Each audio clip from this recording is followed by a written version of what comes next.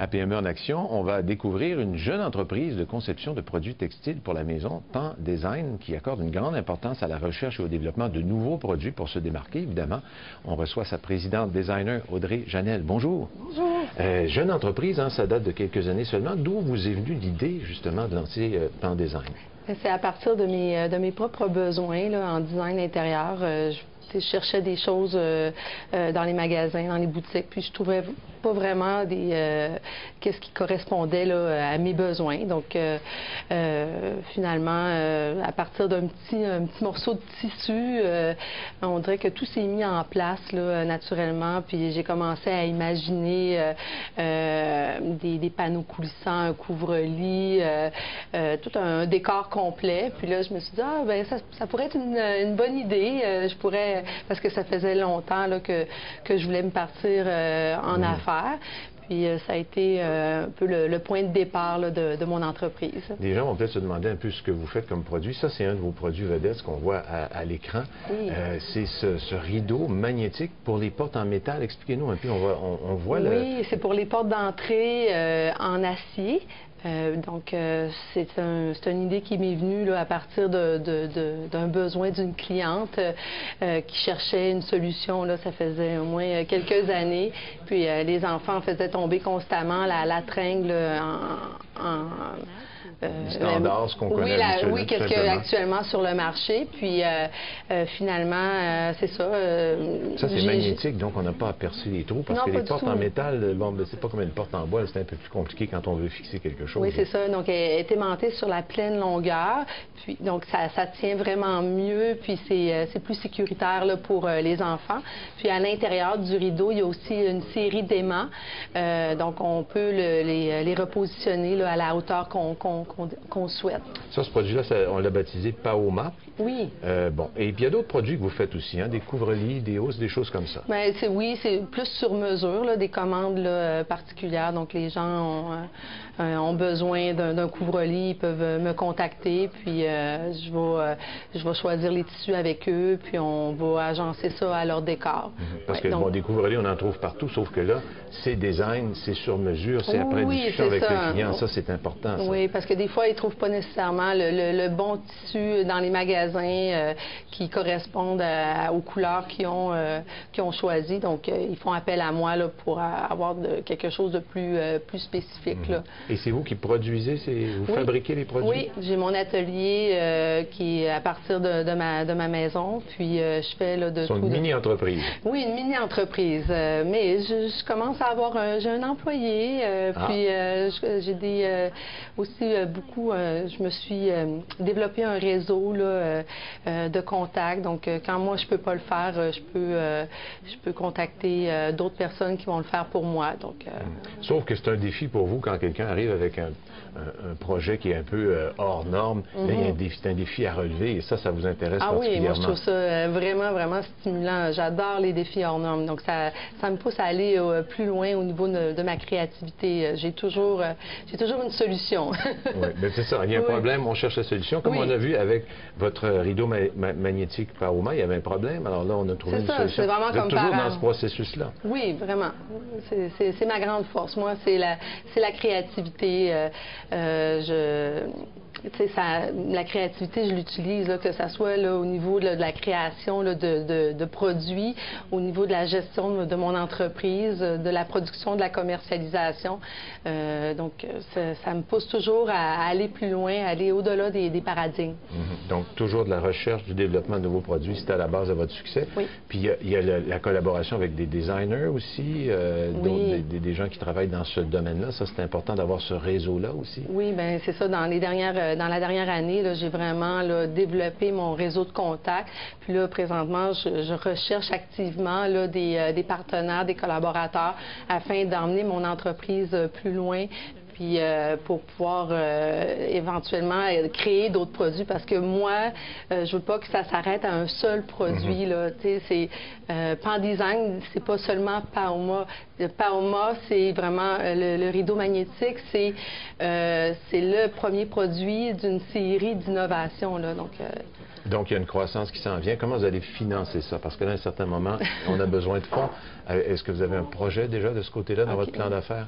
Bien, moi, j'ai financé tout là, par moi-même. Puis c'est ça, j'ai passé par... j'ai un brevet provisoire là, sur mon sort magnétique, oui, plus l'enregistrement. Donc, ça vient tout de moi, là.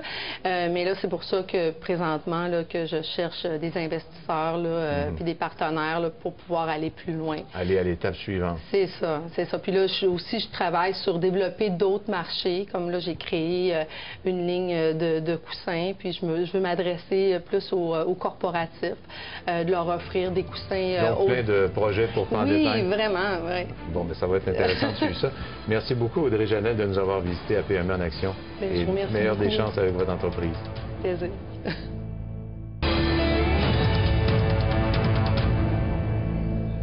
Avec les structures organisationnelles qui sont de plus en plus plates, les relations à distance et virtuelles, la croissance de la diversité, le besoin de changer rapidement avec la mondialisation, bon, les entreprises doivent se pencher sur leur équipe pour améliorer leur productivité et l'efficacité en général. On va parler de tout ça avec notre invité Pascal Nandriot, donc aujourd'hui, qui est spécialisé, qui est coach et qui c'est un problème important, ça. Vous l'avez souvent, vous y faites face souvent dans votre métier, mais peut-être qu'on devrait d'abord définir c'est quoi une équipe. Ça peut sembler simple, là, mais ce serait peut-être bon de nous faire mettre en contexte avec une définition. OK.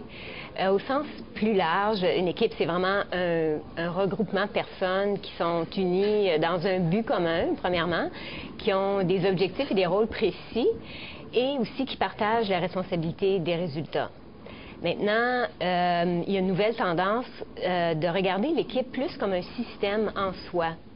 C'est-à-dire, c'est un système vivant, c'est un système dynamique qui a sa propre culture, sa propre personnalité, qui a, oui, un mode de fonctionnement commun, mais qui a aussi des règles de comportement qui sont parfois implicites et tout ça.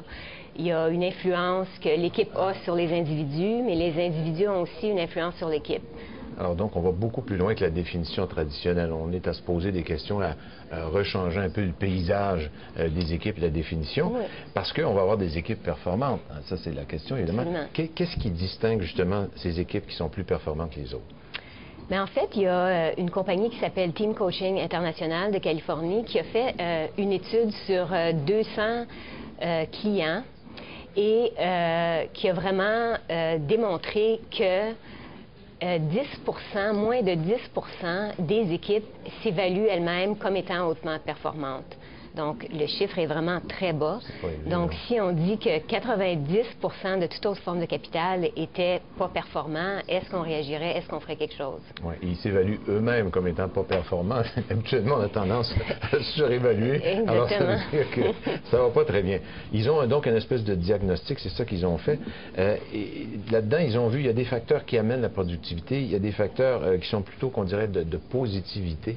Expliquez-nous ça un peu. Oui, en fait, eux, ils regardent 14 facteurs de réussite pour les équipes hautement performantes, dont la moitié de ces facteurs-là... On a mis ça dans un tableau. Bon, ça peut paraître un peu complexe, mais on va y revenir dans un instant. Je vous laisse poursuivre votre explication parce qu'il y a cette zone en bleu, c'est ça qu'on veut atteindre. Il y a la zone au centre qui est moins intéressante, mais je vous laisse aller avec votre explication, Mme Nandriot. Donc, si vous regardez justement sur ce diagramme polaire-là, du côté gauche, un peu comme ça, vous voyez tout ce qui a trait à la productivité. Donc, la productivité, c'est vraiment, ça décrit la capacité de l'équipe à accomplir toutes les tâches qu'on attend d'elle. Oui, donc, objectif, stratégie, responsabilisation, prise de décision, leadership d'équipe, toutes les affaires. Absolument, tout ça, ce côté-là. À gauche. L'autre côté, c'est vraiment le côté qui a trait à la positivité. Donc là, ça touche vraiment tout ce qui a trait à la capacité de l'équipe, de ses processus relationnels et de ses compétences relationnelles, donc qui sont nécessaires au bon fonctionnement de l'équipe. Bon, on voit confiance, respect, camaraderie, communication, interaction constructive, valorisation de la diversité, optimisme. On voit que c'est un autre secteur d'activité. Et ça, c'est les 14 facteurs qu'on doit, mais là, il faut agencer ça, avoir le bon dosage exactement. Là, oui, bien, idéalement, une équipe idéale aurait, le cercle serait tout rempli, puis il y aurait un score parfait de neuf. Mais on a vu là-dessus, dans le milieu, on voit que c'est des équipes moyennes, puis un petit peu plus grand, c'est des équipes qui sont plus performantes. Bon, ils ont un score de 1 à 9, là, mais celles qui sont bien, c'est de 5 à 7, c'est-à-dire ce qu'on voyait en zone bleue à l'extérieur. Oui. Il y a un partage, il y a un dosage, je devrais dire, de tous ces facteurs-là. L'équilibre, c'est vraiment ça qui est important. Puis, généralement, les entreprises ont tendance à regarder plus le côté productivité. Mais de un, parce que c'est peut-être plus facilement identifiable, c'est aussi peut-être plus facilement mesurable, ou l'impact est plus facilement mesurable sur les résultats. Mais il y a de plus en plus de recherches maintenant qui démontrent que il faut porter aussi attention à la positivité pour ainsi augmenter la productivité. Ça apparaît aussi. peut-être pas tout de suite dans les livres comptables de la compagnie, mais à long terme, c'est un côté positif qui est très important. Puis c'est certain qu'il y a certains moments où 100% de l'attention doit vraiment être posée sur le côté tâche, productivité et résultat. Mais à long terme, cette intensité-là sur la productivité peut faire en sorte que l'équipe soit surmenée. Puis bon, on sait qu'une équipe surmenée sera plus capable de produire à un moment donné. Comment est-ce qu'on fait pour intervenir? Parce que là, on peut faire de la consolidation d'équipe, il y a du coaching d'équipe. Il y a une différence entre les deux, là. Oui. Donc, si on parle de consolidation d'équipe, et ce qu'on dit souvent, c'est du team building, c'est vraiment une action ponctuelle qui est généralement, pas toujours, mais qui est généralement pas liée nécessairement au livrable de l'équipe, mais qui a pour but d'améliorer l'esprit d'équipe et... Mais c'est ponctuel, tandis que le coaching, ça, c'est sur une plus longue période. Oui.